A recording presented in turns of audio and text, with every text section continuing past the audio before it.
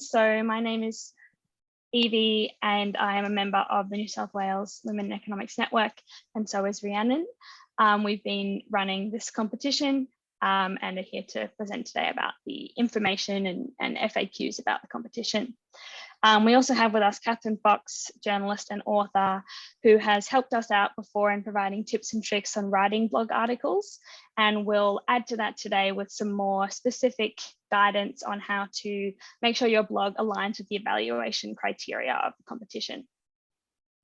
All right, I think we'll jump in. So a quick introduction. The structure of the session is we'll first give some information on the competition, explain some of the details about it, go through some FAQs, provide an example of an article that has been published, and then have a Q&A. Then we will jump to Catherine giving a workshop, providing more tips and tricks and showing how you can make sure your article aligns with the evaluation criteria for the competition. Okay, so some general details about the competition. So the aim here, which is the aim of the whole blog series, is to promote public contributions by female economists and on the topic of gender economics. So what we're asking you to do is to prepare an article on an economics topic of your choosing. There's an 800-word limit, and submissions must be received by 1st of April 2022. So about a month and a half away, so plenty of time to get an article together and submit. We've got cash prizes for the first 3 places, 750, 550 and 250, and also complimentary membership to WEN for next year for those top 3 prize winners, and also 3 honourable mentions. In terms of eligibility criteria, so you must be either a current WEN member or ESA member, or a current student, so students don't have to be members basically. We expect that applicants haven't published their article previously in a media format, so a newspaper, magazine, radio, TV. We did want to make this clear that if you've published some of your research previously in an academic format, that doesn't mean that you can't then translate this to a blog format and submit it as part of the competition. The final note we have on eligibility is that we're really trying to help emerging economists, and particularly emerging female economists, to build a profile in this area. So the competition isn't intended for sort of regular economics commentators, not saying that more senior women in economics can't apply, but the intention is to really build the profile of people who haven't had much engagement with the media previously. I'll jump to FAQ. Rhiannon, take it away. Thanks, Evie. And just a note, if you have any other questions, please feel free to just pop it in the chat box, and we'll get to it after we go through these initial FAQs. Just some of the questions that we've been getting asked is so the first question, can applicants be of any gender? The competition is open to anyone, so anyone can apply, but really the aim of the competition is about promoting women in economics. So you can do this either A, by being a female author yourself, B, by writing on a gender economics topic, or C, strongly drawing on contributions from female economists. So we really do want to see that in the article that you submit, that you are promoting women in economics in some way, shape or form. Question number 2, how academic does the article have to be? We're actually not looking for a formal academic style. Sort of a more conversational tone is fine, as long as the economic thinking is, clear and original, and you're demonstrating a strong point of view. Those are sort of more what we're looking for. Question number 3, do I need references? We want to make sure you're acknowledging all sources. So for example, through hyperlinks in your article, but we don't require a formal reference list. And what I would encourage you to do is actually, if you go onto the WEN page and you go onto the Credible Economist page, and perhaps what I can do after I finish speaking is just put a link to that in the chat box. I'd encourage you to just have a look at previous examples of articles to get an understanding of how we've done references in the past. The next question, does this need to be original research? No, it definitely doesn't. We're interested in original economic thinking, a unique point of view, like I mentioned before, and a really well-structured argument, but you're not required to produce original research on it or analysis. So you can be drawing on the contributions of sort of other economists or previous research in the literature to argue a point. And then the final question, will my article be published on the Credible Economist blog series?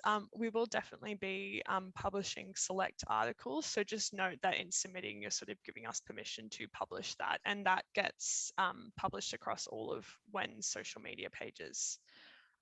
We are going to go through the evaluation criteria in more detail, but I just wondering if anyone has any initial questions on sort of those points that I've covered so far.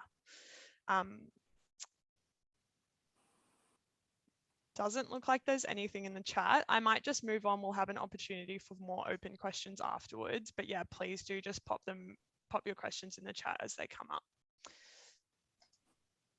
So I'm just going through an example article. So this is a blog that was previously published as part of the series. And it was actually written by Evie. So it's called The Information Problem of COVID-19 and the Role of Economists in the Pandemic. So I'm just going to take you through some of the things this blog does really, really well, and some of the things that you might want to consider when you're drafting your article, and things that we'll be looking for when we're actually marking the submissions. So in general, the blog or the article is about applying an economic lens to a topical issue in the news.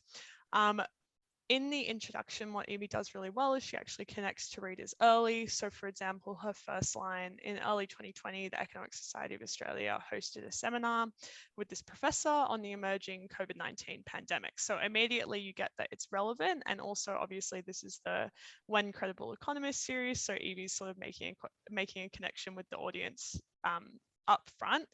The other thing that she does really well is if you just look at the last sentence in that initial paragraph, is she sort of draws you into the key issue. So as we all know, his predictions about the pandemic hitting us hard eventually have proven to be true. So this is really getting our interest early and upfront and making you want to read the full article. The other thing that Evie does, so I'm just moving to the second paragraph now on the intro, is she puts her main points up front. So she's got, however, his insights are just as relevant and useful now in understanding the impacts of the pandemic as they were then. And, you know, these arguments can be used by policymakers to better understand the situation we're in. So immediately you get a sense of what you're actually, you know, what she's actually going to be covering in the article. Moving to number 3, so one of the things we really do want to see is that you're using economic concepts to explain trends in the world around us. In this example, Evie was talking about information asymmetry, and she's got a really good, you know, explanation of what that is, which is very accessible to a general audience. So she says, where one party in a transaction has more information than another. Basically, we don't have information about who has COVID-19, only the bug does. So it's a really easy way of like understanding and demonstrating that she's incorporated economic thinking into her article.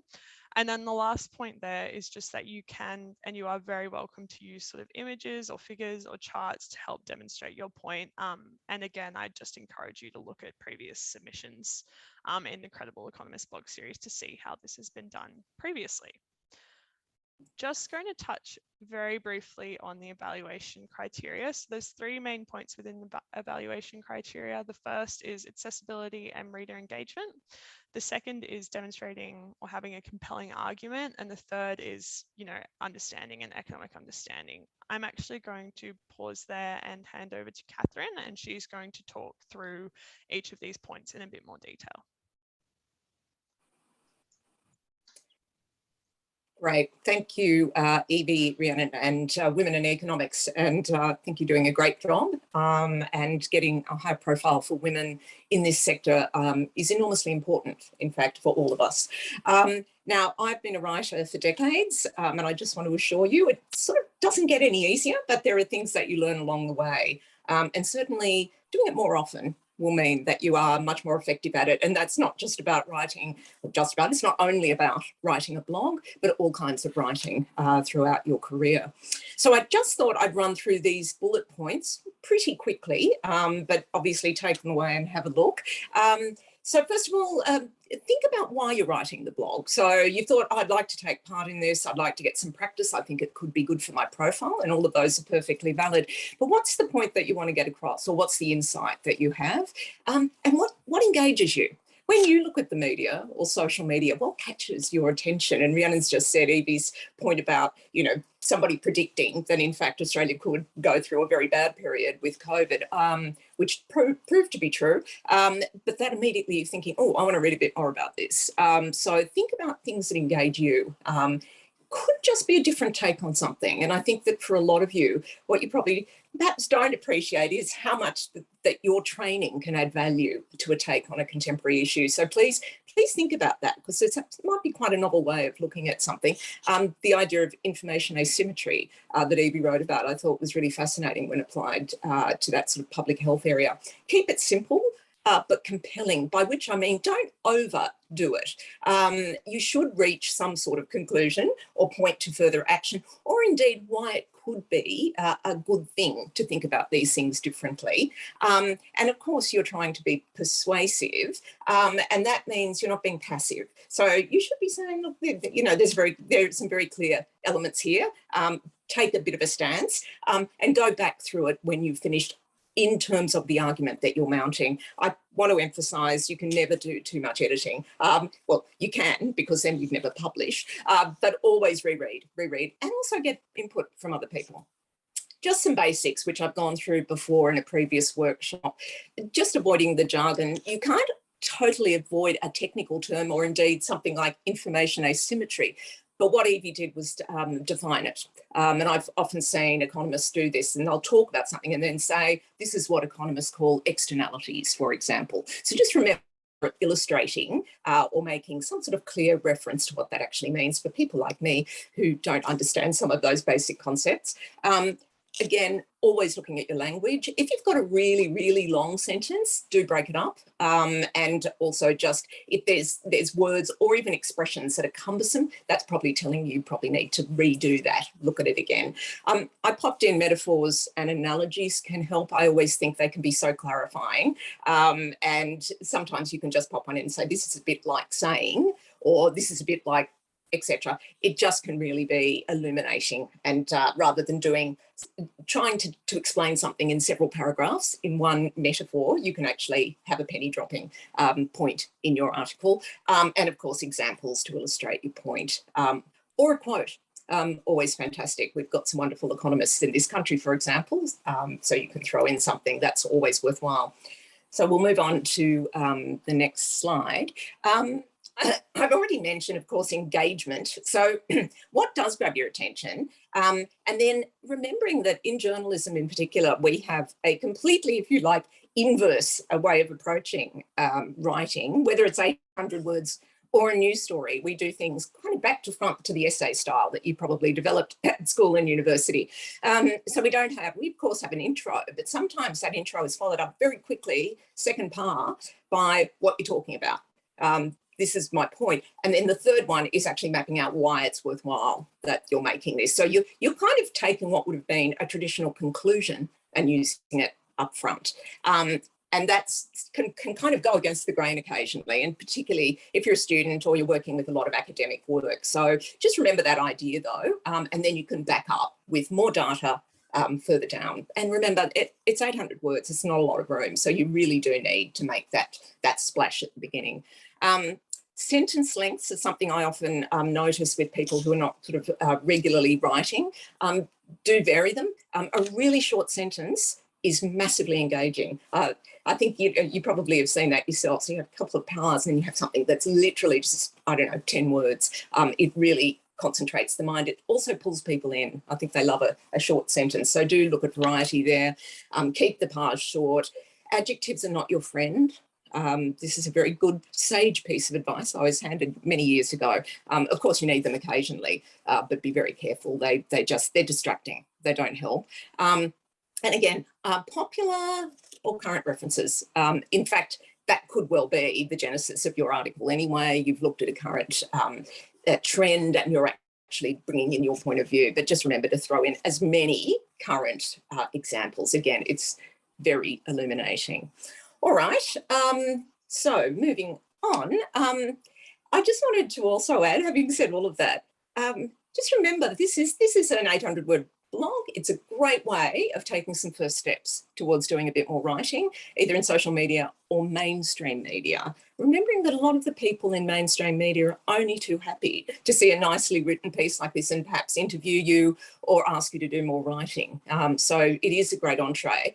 But this is, we're not talking, Rhiannon's already said, we're not talking about, you know, highly original academic research here. You'd be surprised, I suspect, and ask others around you, but sometimes just your take on something can be incredibly useful. I've said to grab attention at the beginning, again, go and look at things that you've read that have really grabbed you. It doesn't have to be in this area, but it could be mainstream media. It could be just something that you really thought, gosh, that was well put together. Every writer everywhere has learned from reading others writing and thinking that's beautifully written, not copying the actual ideas, but looking at the style and explaining why that view, that point of view is worthwhile, which is why I think you always have to have some sort of platform somewhere throughout your argument about saying, if we look at it this way, this is the benefit here. And of course, I always think in the rush to get a great idea there or a point of view, do go back and say, comparing this to what was happening a year ago, or perhaps looking at the trend. And Rhiannon's mentioned graphics. And I know wonderful economics writers always use good graphics. And I think that's one of the real strong points, not, again, overly complex. And I was also thinking about the people that you can use as your sort of role models, and which include people like, you know, Danielle Wood, Nikki Hutley, Leonora Rees, who's a fabulous writer. And Leonora herself has told me she got a lot of tips on writing to sort of be able to contribute in these areas. And you learn so quickly when you start to do this. And I guess the final one is just a good piece of writing. Gosh, it's enormously satisfying. And it's so important that we have your voices at this point in what's happening in this country around gender and women. I think it's a moment, and I think you should, if you can, try and capture that and get lots of feedback. If someone's happy enough to read it, take that on board, ask them to give you some feedback. I think we've already explained a little bit about that showing your understanding of what you're doing and the benefits. So sorry to sort of run at a canter through all of that, but I hope that's of some help. And I hope that you do take the step, because I think it will be incredibly worthwhile for you individually, but for all of us and our economy. So I'm going to hand back to Rhiannon and Evie. Great, thank you so much, Catherine. Well, this is just question time now. So if anyone wants to jump off mute and ask us a question, and we'll have a look at the chat as well. But we really want to use the rest of the time to have a bit more of a conversation.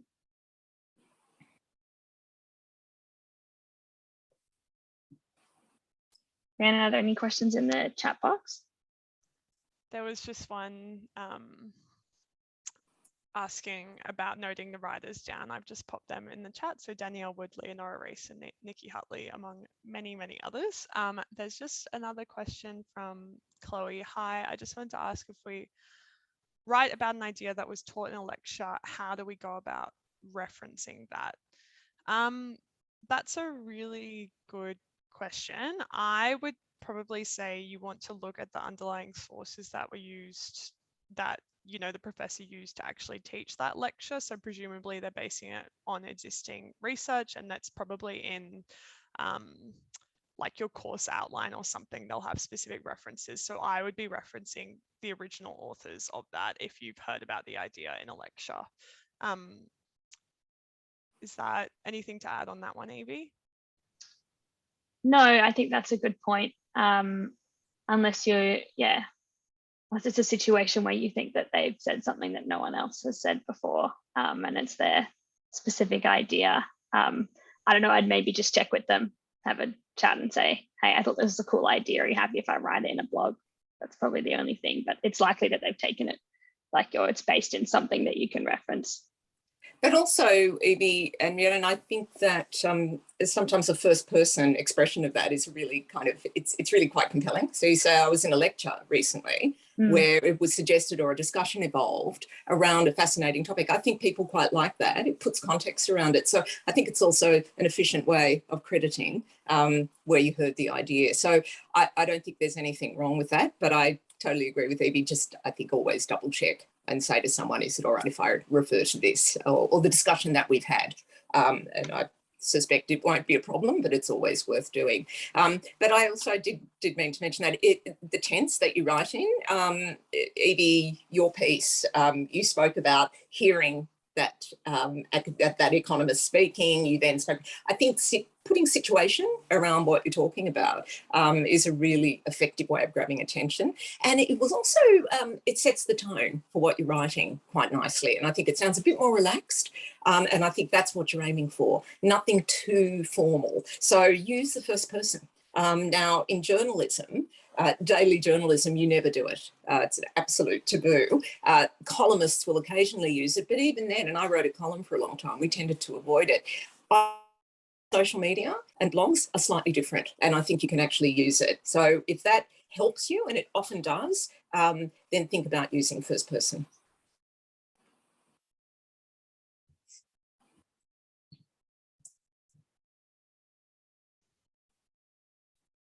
I think that's all the questions we had for the moment. You're more than welcome to email the ESA email that's on the Credible Economist website if you do have any other questions that you think of sort of after this meeting or as you're going about drafting.